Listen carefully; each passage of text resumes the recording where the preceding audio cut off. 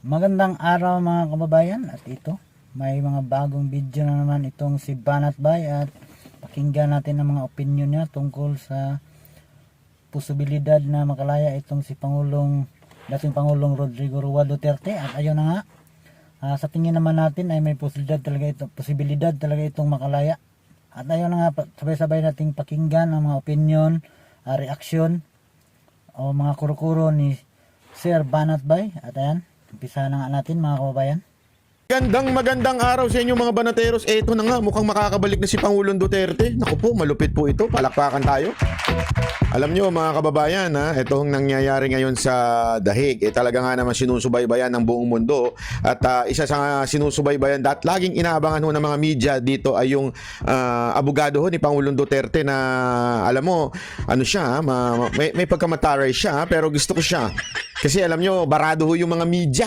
Alam mo naman yung mga media natin dito, may pagka may pagka pasensya na ho pero ito talagang term na dapat itawag sa inyo mga bayaran at gago, 'di ba? Mamaya pag-usapan natin 'yan, meron akong matinding pasabog mamaya na nakita at ipapakita ko, papaliwanag ko sa inyo. Pero bago po 'yan, ito munang interview ng ilang mga media dito sa abogado ni Pangulong Duterte. At dahil dito sa interview na ito, alam mo na natingin ko maganda talaga ang titulo nitong video natin is Duterte makakabalik na nga. Naku, patay tayo diyan. Nako, ito na. Panoorin natin to at ipapaliwanag natin sa bawat isa kung ano ba yung nangyayari at kung paano binara ng lawyer ni Pangulong Duterte ang mga media. O, palakpakan muna! Obviously, it's always welcome that there are supporters. O, ayan, nilagyan na natin ng subtitle para mas kasi minsan yung kanyang islang medyo may pagka talaga mahirap intindihin, kaya nilagyan na natin ng subtitle. But politics to one side and the judicial process to another side. And the family want me to convey a message that the judicial process must be respected. Ayan, ang ganda ho ito Yung una kasi parang sinasabi dito, reaction niya doon sa nangyayari na mga pagrarally o suporta ng sambayan ng Pilipino, lalong-lalo na nung panahon ng birthday niya. At ito nga, ang ganda ng sinabi niya dito mismong ang pamilya Duterte ang nagsasabing let's respect the court alam nyo, ganyan nung si Pangulong Duterte, yan ang katangian niya ever since always respected the law, di ba? Dahil nga siya ay abogado, dating prosecutor, dating piskal, kaya po siya masyadong marespeto sa batas. At lagi niya nga yan sinasabi, paulit-ulit niya yan kahit nung sa mga rally, di ba? Kasi may mga nagrarally na gusto na ng revolusyon. Sabi niya talaga noon, hindi tayo'y sumunod sa batas. Atin pong sundan po ang mga batas sa ating bayan. At yan din ang pinapaalala niya ngayon sa mga supporter niya, kasi nakikita talaga ng buong mundo na na dumadami, nagkakaroon talaga ng people power patungkol sa panawagan na pauwi na si Pangulong Duterte. Pero anong paalala ni Kaufman, ni attorney? Sabi niya, ihiwalay natin ang politika at ang mga bagay-bagay dito. At higit sa lahat, ang request ng pamilya Duterte ay respetuhin natin ang korte o ang batas ng ICC na to. There must be absolutely no interference with the independence of the court. Ayan, no interference. Di ba? With the judges and for all the parties. Every case at the International Criminal Court is always a highly charged case from a political point of view. There are participants in that process. There's the prosecution, there's the defense, and also there are the victims. The victims' counsels will make their submissions in court. Their right to make these submissions must be respected. So I ask everybody to bear that in mind. All the supporters who have demonstrated this huge expression of love, they should also bear that in mind as well. Thank you very much. Yan po kasi yung malaking issue. Ang kulit po kasi ng media dyan, paulit-ulit na sinasabi, ano ba magiging epekto ng malaking rally? Para bagang sinasabi nila na rally kayo ng rally, wala namang epekto yun sa ICC. Kaya nga ginaganyan nila yung mga abogado. Tinanong din nila yan doon sa mukhang ulik ba na abogado ng kabila. Sa tinanong sa kanya kung ano ba epekto niyang rally na yan. Kasi para bagang sinasabi nila, rally kayo na rally, dami-dami nyo, wala namang epekto yun sa ICC. So ganyan nga yung sinasabi dito kay Kaufman. Meron bang epekto yung rally na yan sa ICC? Alam mo naman itong mga media, tulol Di ba? Totoo naman Yan ang purpose ng pagtatanong nila Sir, have you filed any motion for the interim release of the former president? Once again, interim release is a complex process. We're considering it and we will file it at the appropriate time. Have you? Once again, huwag ka na makulit, sabi. Sa komplikadong bagay yan at sa tamang panahon. Sa tamang panahon, aanuhin natin yan. Oh. You're not yet filing. Have you filed or not yet? I'm not telling you when I'm going to file anything. Gusto ko yun. Gusto ko yun. Like ko yun. Sabi mo naman niya. Kasi inulit pa eh. Tinanong mo na eh. Akala niya siguro, madudulas yung mga tipong mapipili. Alam mo kasi sa atin minsan, pasensya na ha. Ang tamaan, wag magalit ha. Ganyan talaga buhay. Yung mga politiko sa atin, kahit yung lalong-lalo na yung si Madam Claire, pag inulit-ulit mo yung tanong, mas lalong maiinis, mapipikon, tapos bibira sa Duterte. Ganon yun eh. Walang kontrol eh. Kita mo talaga mahina ang EQ eh. 'Di ba? Walang kontrol eh. Kaya pagka inulit-ulit mo yung tanong, alam mong madudulas at magagalit ba? Ika nga. Eto, ano sagot niya? I'm not going to tell you. Ulitin natin. Ang sarap nung pakinggan eh. Once again, interim release is a complex process. We're considering it and we will file it at the appropriate time. We will file it at the appropriate time. Ang lina, ibig sabihin, ipa-file namin yan sa tamang panahon. At bigla ba naman tanungin pa uli? Have you? You're not yet filing. Have you filed or not yet? I'm not telling you when I'm going to file anything. Palakpakan.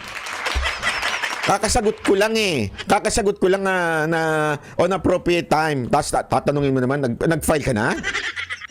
Kailan ka mag-file? I'm not going to answer that. Huh? How about, sir, you are mentioning in one interview that you have saw is a compelling argument. Ano you have so?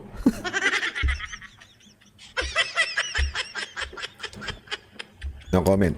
With regard to junking of the case in terms of Sino mo to? jurisdiction. Can you just give us a little bit about it? I wouldn't use the word junking the case. Junking the case is slang. Islang.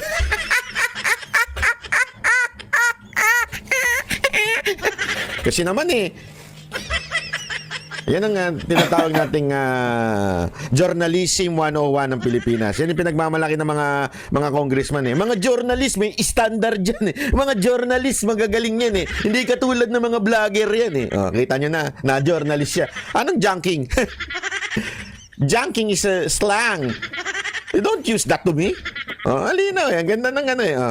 You are mentioning in one interview that you have saw is a compelling argument with regard to junking of the case in terms of jurisdiction. Can you just give us a little bit about it? I wouldn't use the word junking the case. Junking the case is slang. What I would say is that the jurisdictional arguments are arguments which have been bandied about for many years now. They've been considered by the Supreme Court in the Philippines. They've even been considered by the International Criminal Court. These Nagigets nyo? So sinasabi niya, yung jurisdiction, applicable yung batas natin sa Supreme Court natin. Okay? Importante yon. Ibig sabihin, kasi bakit niya sinasabi to? The ICC respect the law nung bansa na yon. Laging ganun sila eh. Lagi doon sa kanilang Rome Statute na yan, lagi sinasabi, nirerespeto ko ano yung batas doon sa lugar na yon. Kaya nga niya sinasabi, regarding sa junking of the case, ay sinasabi niya, sa Supreme Court nyo, nirerespeto ang jurisdiction. Kahit dito, nirerespeto rin ang jurisdiction. Ayan o, inulit niya pa eh. Inulit niya, sinabi niya pa oh. been bandied about for many years now. They've been considered by the Supreme Court in the Philippines. They've even been considered by the International Criminal Court. Kahit daw sa ICC, yung jurisdiction, malaking bagay yun. if kung meron pa rin jurisdiction yung ICC. Kaya nga sa tingin ko, mukhang mapapaagang mapauwi si Pangulong Duterte sa tamang panahon, ika nga nito. Kasi ang inabangan ng iba, yung September, yung pagdating dun sa parang presenta ng case. Ang dating nito ni Kaufman, sinasabi niya na may timing. Tinatimingan nila doon sa pag-junk ng case. Bakit? Kasi nga, naniniwala siya na merong jurisdiction na issue pa. Kung ito ba ay dapat dinggin dito dahil nga wala nang jurisdiction ng ICC sa Pilipinas. Yun din ang sinasabi niya. Okay? Kaya lang, syempre, yung mga abogado dito sa Pilipinas, lalo na yung nasa Malacanang, masyadong nagmamagaling. Ito ho, nag-work po itong si Kaufman, hindi lamang po sa pagiging defense lawyer, ha? Naging prosecutor din po siya ng ICC. Matagal na po siya nagtatrabaho sa ICC. Ibig sabihin po mga kababayan, mas may alam to kaysa dun sa mga gunggong na abogado natin sa Pilipinas na alam naman nating anti-Duterte lang. Di ba po? These are still valid live arguments and they will be argued in court at the right time. Attorney Kaufman, have you completely formed the defense team for former President Duterte? Is it a complete team now? Yes, we're putting the final touches to it. How many are still? Are you waiting for another lawyer to be added? We heard that there's still one more slot. once again, I'm putting the final touches to the defense. Ang kulit talaga ng mga ng mga lawyer, ng mga media, no? Natawa tuloy siya eh. Kasi sinabi na nga, I'm putting up with the team, inaayos ko na yung team, tapos biglang hihirit pa. So may kulang pa kayong isa. Kailan pa aayusin yung isa? Once again, I'm doing the final touches. Ang kulit mo eh, paulit-ulit. Yung mga media na to, nakatikim tuloy kayo. Okay, so the final touches. Mr. Kaufman, from an ethical point of view, because the former President Duterte publicly made a statement about relating the killing of the Jews to his war on drugs. Can you comment on that? Eto, condescending naman yung tanong. Kasi kesyo daw, again ito yung konteksto nun. Kasi ito yung laging sinasabi nito mga tarantadong media na ito. Sinasabi nila na kesyo daw hinambing ni Pangulong Duterte yung pagpatay sa mga adik, okay? Pagpatay sa mga drug lord, sa pagpatay sa mga kriminal, sa pagpatay ni Hitler dito sa mga Jews. Which is, we all know, it is bad. So, akala nung iba sinasabi na, pinalalabas nila yung idea na si Duterte hinambing yung pagpatay niya sa mga kriminal, sa mga adik, sa pagpatay ni Hitler sa mga Jews. Ito, Jew to. So, anong ginagawa niya? Sinusubukan niyang pikunin ito at para sabihin na si Duterte ganito. 'Di ba? Pero ang hindi kasi alam, buti na lang hindi sumagot ito ng diretso. Ibig sabihin talagang iniwasan niya yan. Pero ang maliho kasi dito, ang sinabi ni Pangulong Duterte, if you are comparing me to Hitler, ganun ang sinabi niya eh. If you're comparing me to Hitler, mas malala pa ako kay Hitler. Nagigets nyo? Hindi niya sinabing, para ako si Hitler. Hindi niya sinabing ganun. Sila yung nagsasabi na para ako si Hitler. Kaya nga, if you are comparing me to Hitler, therefore, mas malala ako dun. Oh. Kasi nga, ginagago niya yung mga taong nagsasabing para siya si Hitler. Naintindihan na natin. Kasi sinasabi na iba, diktador ka, para ka si Hitler, mamamatay tao ka. Ganun ba? Mas malala ako dun. Oh. Nagigets ninyo. Tapos ngayong pinalalabas sila, tingnan mo na, kinumpare niya yung sarili niya kay Hitler. Ay, mga gunggong talaga. Nakakagago talaga ito mga media. Ngayon, gagamitin pa ito para magalit itong abogadong Jew. Buti na lang ito, sagot ni, buti matalino ito, hindi katulad to ng mga media-medyahan natin sa Pilipinas. Ito pakingge. I'm not going to comment on that. People say things all the time. It's not my position to debate it. I have a job to do. I'm going to defend the former president to the best of my ability. Don't worry, Mr. Kaufman. If you would really dig into this, let me just say one thing, okay? Let me try my best to explain it to you in the words, in the language that you would understand. First of all, Mr. Duterte, our former president, did not say he is like Hitler who kills many Jews. He didn't say that. He said was, you people who compares me again with Hitler because of killing people, I am worse than Hitler because I kill many more. Many more. Right. Okay.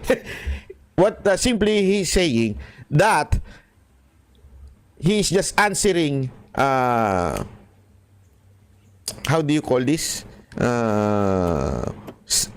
Satire. He's answering the accusation of people. Okay? The accusation of people that he is like Hitler. No, he didn't say he is Hitler. He just said, I am worse if you're comparing with me with Hitler because I kill more criminals. I kill criminals. That's why he is meaning many criminals. Okay? Understood, sir? Don't worry. People around you will explain it to you. Attorney Kaufman, is there any chance for former President Duterte to have his case dismissed on a jurisdictional issue? Uulitin na naman. Paulit-ulit na yung tanong. Tanga ba kayong mga media? Alam mo, ako nahihiya. Sa totoo lang, ako nahihiya para sa inyo. Kasasagot lang kanina, uulitin mo na naman tanong. Hindi, parang ang dating, hindi ka marunong umintindi? Bobo ka ba? Ganun ang dating eh. Bobo ka? before the confirmation hearing in September? Once again, it's the judges who decide when to hear that argument. Obviously, I would like it to be heard first of all. I believe that there are compelling arguments, and I will seek to persuade the judges. But the people who decide at the end of the day are the judges themselves. It's not my job to presume anything here. I believe that there is a strong argument for the lack of ability to exercise jurisdiction, given the Philippines' withdrawal from the Rome Statute. I hope that the judges will accept my submission. They might decide, obviously, that they don't want to hear it at the earlier stages. They might want to combine it with the confirmation hearing itself. I hope that will not happen. But once again, it's not my position now to presume anything. Ayan, Alina, ang ganda ng sagot niya eh. Yun talaga ay aming hihingin. Okay? But I respect the judges kung kailan nila gustong pakinggan yung argument namin. Actually, ang sinasabi niya nga dito, baka isabay na doon sa confirmation hearing. Ayan, oh. Kaya lang, sana, wini-wish niya Itself. I hope that will not happen. But I hope that will not happen na ididinggin ng etong court ng ICC o ng judge ng ICC. Sana agahan. Pero syempre, nirerespeto niya yung desisyon nung korte. Okay? Malinaw ho ang sinasabi niya diyan. Okay? Para kasi alam mo very professional. Hindi katulad nung babaeng mukhang ulikba doon sa tumutugis kay Pangulong Duterte, yung nagpo-prosecute kay Pangulong Duterte, yung komunista, yun. Abogadong, ewan ko, hindi marunong sa lengguwahe nila. once again, it's not my position now to presume anything. I just make my submissions in court, and the judges will decide.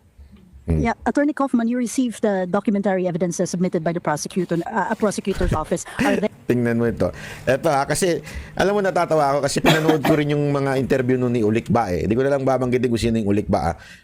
Siya, ang hilig niya mag-discuss ng issue o pagdating sa mga evidence, ang hiling niya i-discuss, binabanggit niya yung dami ng tao na napatay, ilang cases. Eto, tingnan niyo yung sagot niya ha. Nung tinanong siya tungkol dun sa evidence na pinresenta sa kanila, tingnan niyo yung sagot niya.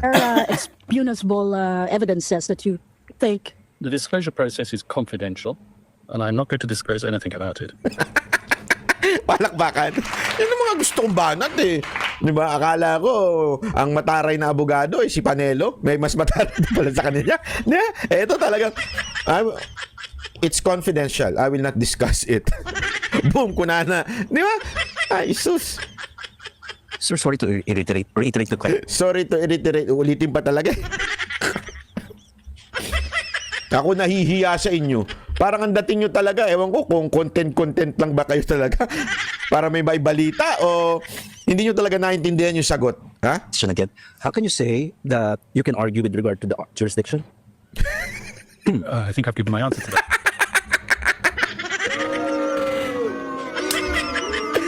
Sabi ko po, alam mo, natatawa ako kasi nagigits ko yung abogado eh. Sabi niya, kasi paulit-ulit na pangatlong tanong na yan tungkol dyan sa jurisdiction. Sinasabi niya nga, of course we will argue on that pero on proper time, not today. And I will not tell you about it. Kasi nga, this is argument in the court. Alam mo, eto ha mga kababayan, naano ko ito eh. Natutunan ko ito sa mga ilang abogadong kaibigan ko at pati na rin sa akin tatay.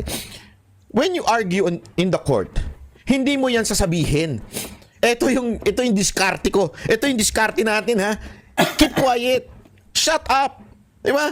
Pagdating sa court, doon kayo maglalabanan eh. Ano yung argument mo? Pag sinabi mo na kaagad, makakapag-prepare na kaagad yung kalaban ng counter-argument doon sa argument mo. So you will not tell it. Kasi nga, taktika mo yun eh. Alam mo kung sino yung mga mahilig magsalita ng kanilang argument? Yung mga fame whore na abogado. Yung mga bobong abogado. Alam na, basta ito, pag ang abogado madaldal, delicate yan. I mean, walang problema kung vlogger ka at ine-explain mo. Hindi ka parte noong kaso. Okay? Walang problema doon. It's explaining kung ano yung nangyayari. Pero parte ka nung case, isa ka sa mga prosecutor, pero ang daldal mo, hindi dapat ganoon. Bakit? Binubuking mo yung strategy mo, ika nga. Itatago mo yan eh. 'Di ba? Hindi mo pwedeng explain sa tao, sa public. Pag gaganyan, kandidato yan. Hindi yung abogado. Tama, mali. 'Di ba, ulik ba? Yeah. Already fairly comprehensively. Okay. And you've talked with the family of former President Rodrigo Duterte and including the visits. Are you also assisting with the visits of different family members? As I said, it's the job of any counsel at the International Criminal Court not just to handle the the legal side of things, but also the humanitarian side of things. And it's a right to receive visits from immediate family members. Ayan. So, yun din. Nilalakad din niya yung siguro yung application na lahat siya din ang sabi hindi nga lang yung legal issue sa court pati yung mga ina-assist kung paano kasi tandaan niyo abogado yan, sila ho may alam, especially to. Kaya nga, kasi meron mga nagsasabi bakit hindi kinuha si Roque, hindi kinuha yung mga magagaling nating abogado. Iba po kasi ang batas natin, iba rin po yung patakaran doon. Eto, matagal na doon. Eto, nagtrabaho na doon. At madami na siyang hinandle na cases. So alam niya na po yung paano ba dadalaw ang pamilya, paano po ba makakapunta yung mga dapat makapunta. Siya ho ang may alam. Yun ang rason doon. At ayan nga yung parte niya. Kaya nagpapasalamat tayo sa kanyang effort. Thank you very much, Mr. Attorney Kaufman. And there are also issues about getting some funds. Tinan mo ito ha. Tinan mo ito. Pati ba yung funds? Kasi sa atin dinidiscuss pati yung funds eh. Di ba mantakin mo? Ewan ko nga. Pati yung funds. No comment. Ayoko na lang magsalita. Pero kasi dapat hindi yung dinidiscuss eh. Kung saan kukuha ng funds pambayad sa abogado. Pati ba naman yung pag-uusapan? I mean, di ba? Bayad sa abogado, yun eh. Tingnan mo yung sagot niya dito. From the ICC, are you privy on that? I'm not going to comment on anything to do with funding. I really like your answer. Bakit ako magko-comment mo sa bayaran? O sa funding? Ang galing nito eh. Yun ito yung mga abogado matitikas eh, no? Yung, hindi yung simple bumanat eh. Pero I'm not going to comment. Baka gusto mo itanong pati sahod ko magkano. Hindi, gusto mo tanungin mo na. Itanong mo na pati magkano sahod ko dito.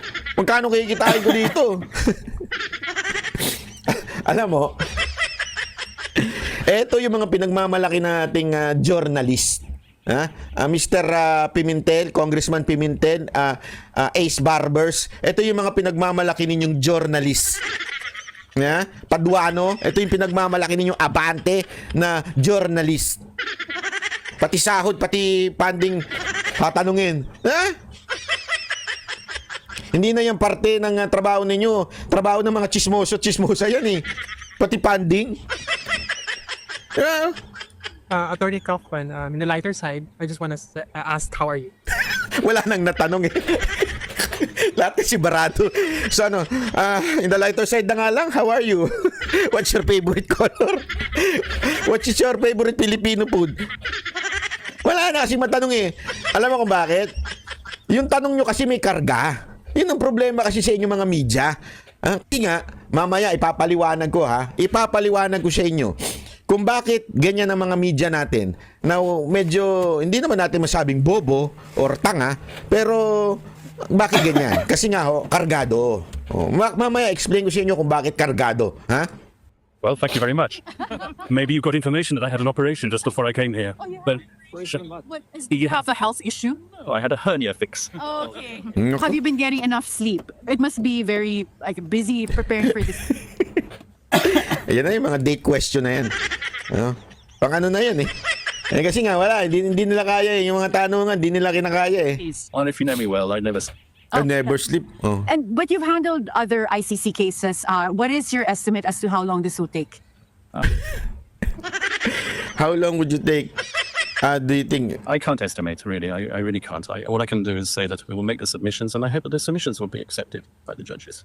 But what's the difference between handling this particular case and other cases that you've handled in the past? Well, all cases are highly charged, as I said. Handling a case of the ICC is a challenge. It's always a challenge. Quite frankly, I don't differentiate between my various clients. With the shows, Tingnan mo Filipinos coming from Sinabi niya na, I do not. Kasi pinipilit siyang ikumpara ito sa ibang mga hinahandle niyang cases. Okay?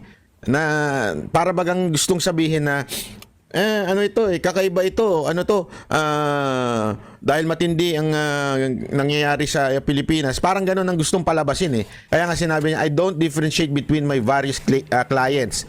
So hindi niya ito ganito, walang comparison, ika nga. I don't differentiate between my various clients. with the shows this much Filipinos coming from all over the world here at the ICC detention facility.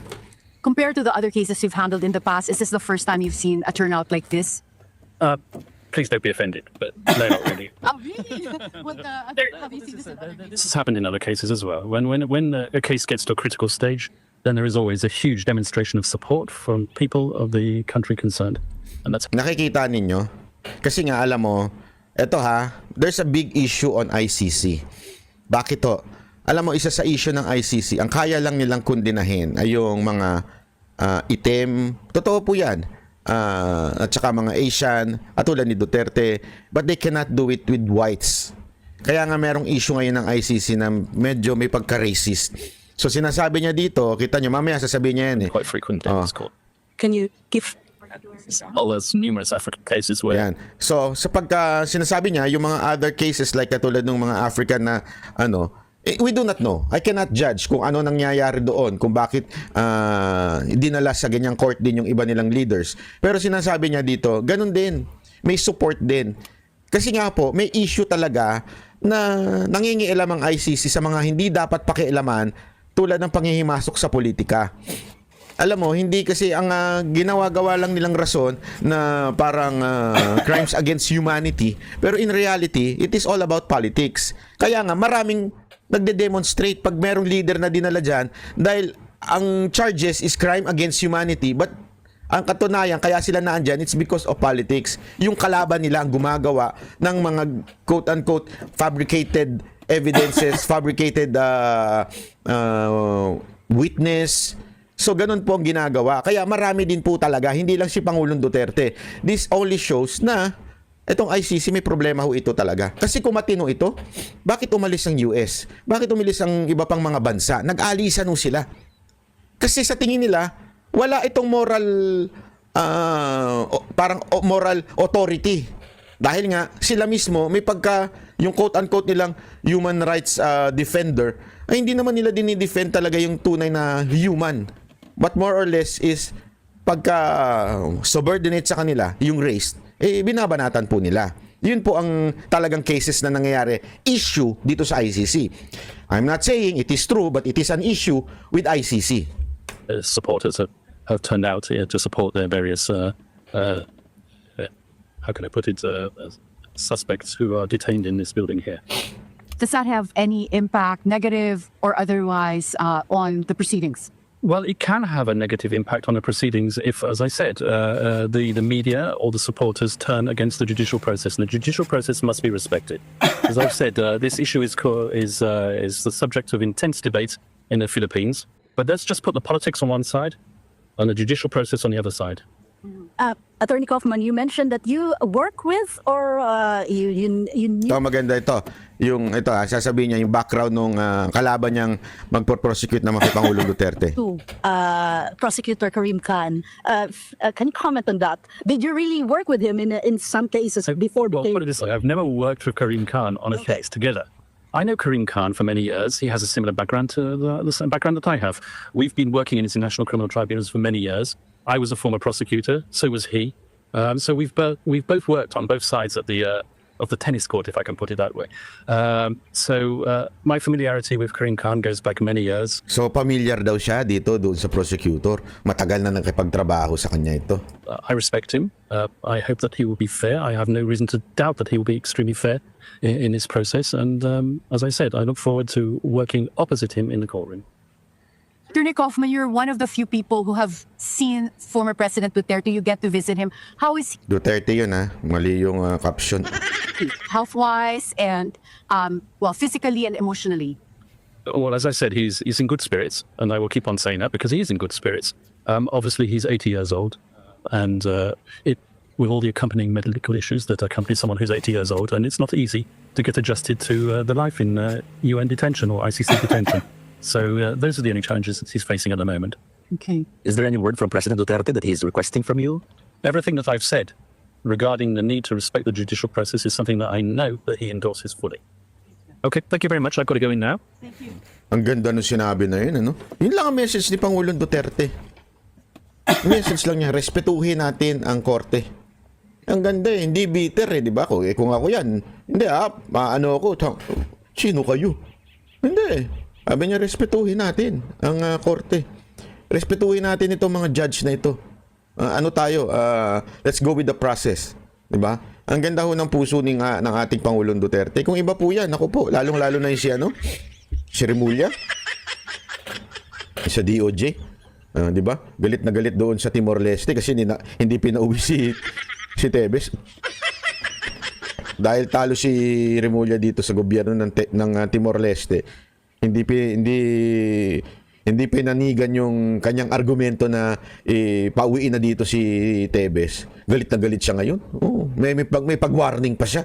Naku, anong mangyayari sa inyo sa ASEAN? Gumaganon-ganon pa siya. Hindi mo makikita na itong mga natin, may pagka-diktador talaga eh. May pagka Bakit kanyo? Kasi nga, dapat ang sagot dyan, respetuhin natin. Yun ang wala kasi sa atin, alam mo sa Pilipinas, hindi uso nire-respeto korte. Sorry that's the truth. Marami ho dyan, pag ikaw nasa posisyonan, hindi na nire-respeto korte, binabayaran na lang. O kaya inu-impluensya na lang. O kaya binabraso na lang, tatakutin pa. May mga ganun pa. Presidente ko ngayon, gusto mo di ba? May ganun eh. Pero yun ang problema, hindi mo madadala yan sa ibang bansa. Kaya nga mabuti, ang ganda na sinabi ni Pangulong Duterte, respetuhin natin ang korte. Pero ito matindi. Papakita ko sa inyo ngayon ng isa sa mga nabasa ko, napakaganda. Ito, ang ganda ho ng sinabi niya dito. Ayan, yan. Yung sinulat ni robertotiglao.com. Si Roberto Tiglao, yung pare natin. Kagalang-galang po yan. Napakagaling na manunulat po niyan, si Rigoberto Tiglao.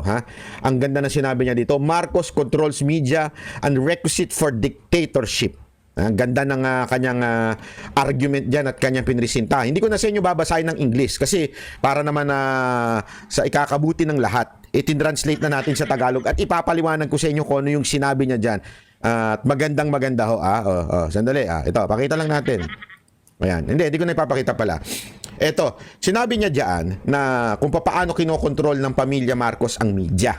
Bakit? Anong argumento niya? Ito. May malaking protesta nitong March 28, 'di ba? Sa iba't ibang lungsod ng Pilipinas at sa ibang bansa nagprotesta. This is the first time na ganito kalaki ang protesta. Not just kasi naalala ko, meron yung nung panahon na natandaan niyo yung nagkulay pink daw yung Ortigas. 'Di ba? Binalita ng media 'yun eh. Sa isang pahayagan pa, full page 'yun sa harap. Eto, hindi lang sa Pilipinas at hindi lang sa Ortigas. Pwede pansinin nyo ganito katarantado media natin. Hindi lang sa Pilipinas 'yun, all around the Philippines. Pati sa Mindanao, nakita nyo yung mga rally sa Mindanao, hindi lang sa Davao City Kidapawan at kung saan-saan pa. Grabe, ang dami. Maging Baguio umaabot Talagang Luzon, Visayas at Mindanao, kalat po. Ang dami hong rally na punong-puno. Di ba? At hindi lang po yun. Sa ibang bansa, punong-puno din. Pambihira yun sa dahig, Grabe yung mga Pilipino dyan. Hanga ako sa inyo mga nagpunta dyan. Saludo ako sa inyo. You're the best. Yung mga po nagpunta dyan, galing sa iba't ibang lugar ng Europa, ng UK, ng Amerika. Halo-halo na dyan. Kahit nga sa Asia, may mga nanggaling at saka sa Middle East. Sabi nga dito, naging daan ito ang panawagan ng papalaya kay Rodrigo Duterte.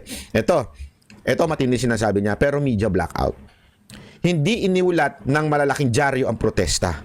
Ano katunayan? Kinabukasan, hindi binalita. Ito, sulat po ito ni Tiglao Hindi binalita ng malaking pahayagan gaya ng Manila Bulletin at Philippine Star ang malawakang kilos protesta. Sa halip, ito, parehong iniligay bilang headline ang tungkol sa suporta ng Amerika sa Pilipinas. Na parang kinopya lang mula sa press release ng palasyo. Diba? Ano pa? Eto yung Inquirer, pinagtakpan ang totoong nangyari. Ang Philippine Daily Inquirer naman ay naglabas ng balitang pinagtawanan si Duterte dahil 80 years old na siya ay nasa kulungan ng ICC. Tingnan mo? Yun yung pinalabas ng Inquirer pa kaysa yung dinagsa ang tao. Eto, ang larawan ng rally na ginamit ay mula sa maliit na grupo ng pro-Duterte supporters kaya nagmukhang kakaunti ang dumalo. Yan. Hindi na lumabas, ang pinalabas pa konti lang nagpunta. Niwala nga nag-highlight nung mga drone shots na media Alam niyo kung bakit? Alam natin na kasi kakaiba ho yun Nakita niyo may sabi pa nga doon, pisot. Hindi ko na naman hindi ko alam kung totoo yung piece of edited data yun eh. Pero yung Duterte, yung parang coming home, mga ganun-ganun, ang ganda ho nung ginawa na doon, di ba? Oh, eto, paano nagawang kontrolin ni Marcos ang media? According to Tiglao, ito yung sinabi niya. Ngayon, 3 pangunahing pahayagan ang nasa ilalim ng kontrol ng malaking negosyante na malapit sa gobyerno. Ano daw yon? Ang Philippine Star ay hawak ni MVP. Ngunit ang tunay na may-ari nito ay Indonesia na si Anthony Salim. Ang Inquirer naman ay pag-aari ng Prieto Rufino family. O, Prieto, alam na po natin yan. Yung sa Maylong, yung alam na natin. O, di ba? Na sinigil niya nun sa tax, na may connection din sa pamilya Romualdez, kamag-anak daw ni Marcos. O yan ang sinasabi ni Tiglao, ha? Ang Manila Bulletin ay dating pag-aari ng isang Marcos crony. Ibig sabihin, mga dating kaibigan ni Senyor. At ngayon ay sumusunod lang kung sino ang nasa kapangyarihan. So, dito, hinalintulan niya yung 3 malalaking media na hindi nagpalabas ng malaking rally na talagang yun ang, sabi nga, Guinness World of Record. Yung ginawa na yun, alam mo, ito sana sinubaybayan ninyo yung mga report ng SMNI kasi at that time special report po ang SMNI the whole day at kinabukasan.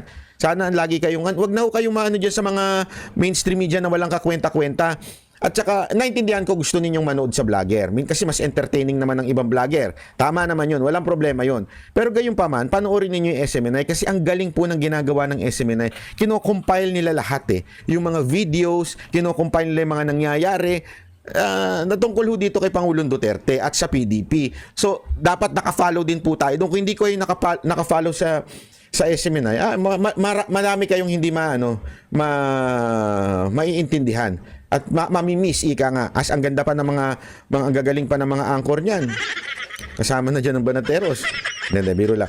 Ay, katulad doon ng kay Panelo. Ang ganda po ng mga argumento ni Panelo dyan. Kaya panoorin nyo po yan. Mag-follow po kayo. Ang ano na nga ba pangalan ng kanilang ating DZAR 1026 News. Meron din yan sa sa Facebook, meron din po yan. Eto ngayon, ano daw bang epekto nito? Sabi ni Tiglao na ang mga media ay hawak na po ng Marcos administration. Sabi dito, dahil hawak ni Marcos ang malalaking dyaryo, mas madali niyang naiiwasan ang mga negatibong balita tungkol sa kanya. Tama, di ba? Nung panahon ng martial law, maraming independent na dyaryo. Pero ngayon, halos lahat ay nasa ilalim ng kontrol ng iilang mayamang negosyante. At ako, madagdag ko itong part na to. At hindi lang mayamang negosyante. Mayamang negosyante na ayaw kay Duterte kasi sinisingil sila ng tax, di ba? Nasingil sila ng tax. Alam mo naman yung mga mayaman na yan, sila ho talaga, marami ho dyan ng tunay na mga magnanakaw. Bakit to? Hindi naman nagre-remit ng tamang tax yung mga yan Sa totoo lang, wag na tayo maglokohan. Dinadaya nila tax nila. Kaya nga, mantakin mo ito. Bakit nagkautang yung mga malalakit oligarch at siningil ni Pangulong Duterte? Because napalagpas sila ng dekada. More than decades nilang hindi binayaran ng tama. Kaya nga umabot ng bilyon ang utang nila. At syempre, nung naupo si Duterte, nagalit sila nung siningil sila. Kaya nga sabi nila, lintik lang ang walang ganti. Hindi. Ganon. Yun po ang dating nun. Siningil mo kami o sige, gaganti kami ngayon. Ito na yun. Sabi pa, kung susuway ang media, madaling gamitin ni Marcos ang batas upang pigilin sila. Correct. Yan ang totoo. Bakit kanyo? In example ni Marcos ang SMNI. Mantakin mo, SMNI lang ang kumarga sa kanya during 2022 election. Yun lang ang tumulong sa kanya. Yun lang ang nagbigay ng espasyo sa kanya. And yet, nagawa niyang bastusin, gaguhin. At ito remember, ang franchise, batas na yan. Hindi mo pwedeng baguhin yan agad-agad. Kailangan mo ng matinding pagdinig sa Kamara, pagdinig sa Senado, BICAM. Matindi ho yan. Batas na po yun sa SMNI. Kahit may batas, napigilan nilang hindi ilabas sa himpapawid ang SMNI. Gumawa sila ng kung ano-anong issue. Ginamit nila yung, hindi sa akin nga, di ba, nung time na yun, ginamit nila yung kay Ka Eric at saka yung kay Badoy, di ba, kay Dr. Lorraine Badoy. Di ba? Ginamit nila issue na yun para ipitin, isuspindi ng NTC kahit nga ang argumento doon, kalokohan po yun at illegal po yung ginawa nila yun. And yet, sige lang, wala tayong magawa. Hawak nila batas I mean, kung talagang galit sila kay Ka Eric at saka kay Badoy, bakit di na lang nila sinipa yun? Tapos tuloy-tuloy ang SMNI. Kasi nga, gusto nilang sampulan ang ibang mga media. Ginawa nilang halimbawa ang SMNI para pag pumalag sila, eto nga, kaibigan namin nagawa namin yan. Napakulong nga namin yung leader Diba? Mantakin nyo Eto, ilang beses ko dang iulit-ulitin to, sinabi sa amin ni Pastor to. Ilang beses siyang nilapitan upang bilhin ang SMNI, bayaran. Ibig sabihin ng bilhin, bigyan siya ng pera at wag babatikos. Ilang beses, 2 beses po. Hindi ko na lang sasabihin kung sino yung 2 na yun. Pero bahagi po yon ng 2 branches ng government natin.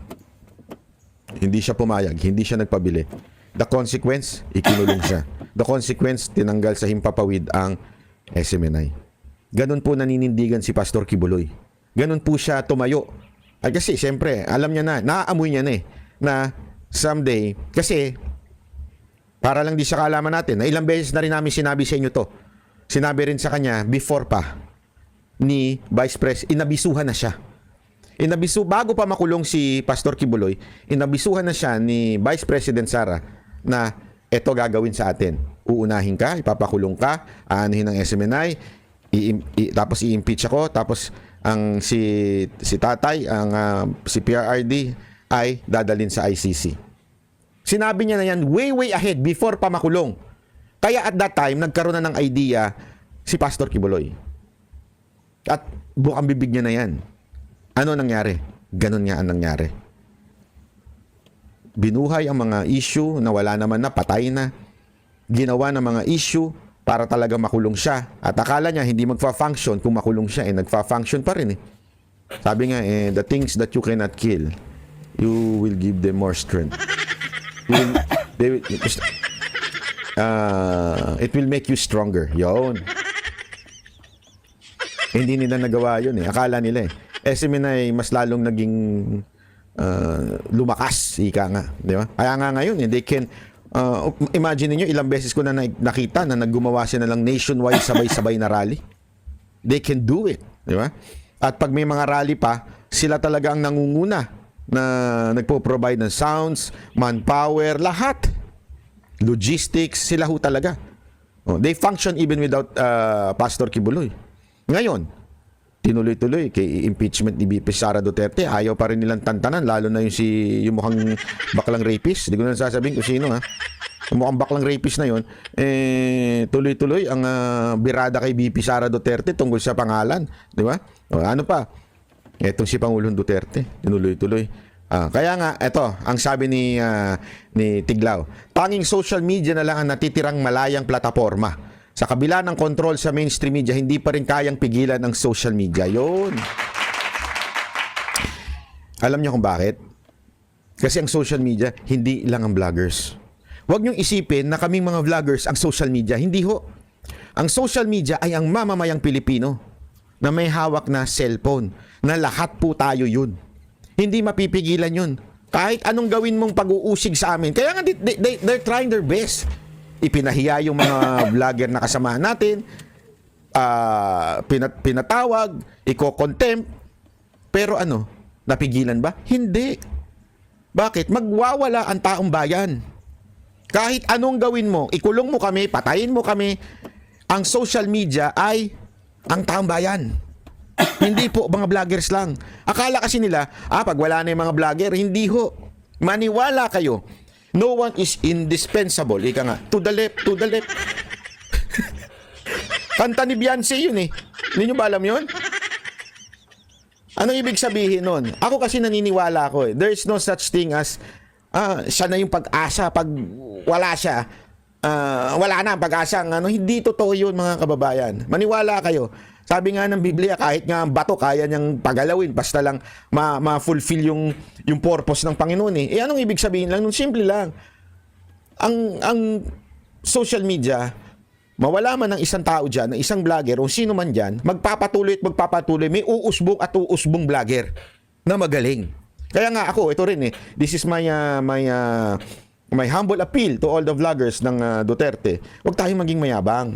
Tuloy-tuloy lang yung paghanga natin kay Pangulong Duterte at kunin natin yung ugali niya. Ano yung ugali niya? Na laging humble.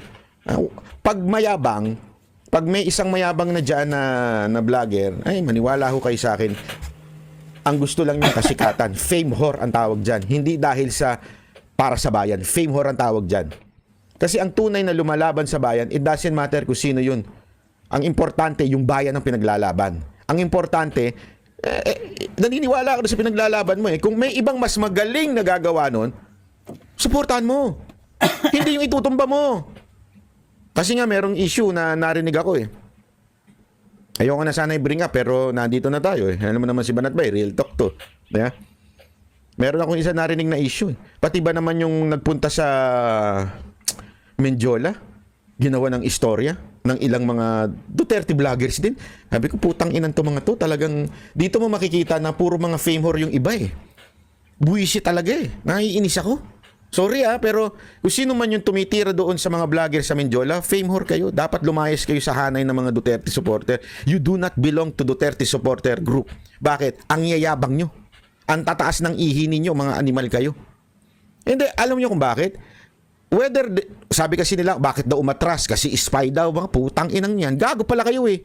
Ang lakas ninyo magsalita na bakit kayo umatras dyan sa Menjola? Nandun ka ba? Nandun ka ba? Wala. O huwag ka na magsalita. Wala kang alam. Ganun lang kasimple yun. Pag wala ka, shut up. As simple as that. Wala ka dun eh. Diba? Buti nga yung mga ibang vlogger. Ako, ang hangang-hanga ako kila Attorney Trixie dun. Kila yung kung sino man yung mga naandun na nagsasalita. Ako, hanga-hanga ako dun. Ako po, nag-post pa nga ako eh na, tara, punta tayo sa Menjola para sa isang peaceful rally. Di ba bakit po? Hindi naman nila ako inutusan eh. Nakita ko lang sila doon. As I support, kahit wala ako doon, kung hindi ko kaya pumunta doon dahil wala ako dito, support ako. Bakit? Siyempre, may ginagawa yung kasamahan mong maganda, supportahan mo. Hindi yung babatikusin mo pa, sasabihin, ba't kayo matras? Ano yan, spy kayo? Ulul. Gunggong. Kayo ang spy, kayo ang salot, lumayas na kayo sa Duterte clan. Duterte, clan tuloy. Naalala ko yung butong clan. Hindi, di ba? Umalis na kayo. Dapat to. Kaya nga sabi ko sa inyo, mag-ingat kayo sa mga vlogger na namumuna ng kapwa vlogger pag hindi sila naimbitahan. Ingat kayo sa mga ganun. Bakit? Fame whore eh. Ano ngayon kung hindi ka naimbitahan? Importante, meron mga naimbitahan, meron pumunta, at saka hindi na kailangan kang imbitahan. Dapat matik na pupunta ka doon kasi kusa mo eh. Huwag ka magpa-VIP. Feeling entitled ka naman eh. O, tuloy natin to kay Tuglaw. Dito pa rin naihahayag ang taong bayan katotohanan ito. Yan. Ang konklusyon niya, ang malayang pamamahayag ay pundasyon ng isang demokrasya. Kung patuloy na kontrolado ng gobyerno ang media, maaaring bumalik ang isang diktadura kung saan ang taong bayan ay walang boses at walang access sa totoong balita. Kaya mga kababayan, ako, suportahan nyo yung lahat ng mga vloggers na talagang lumalaban para sa bayan. Hindi madali. Hindi madali ho eto, I would say this to you. Ayoko man sabihin, but I have to. Hindi yung madaling lumaban. Bakit to?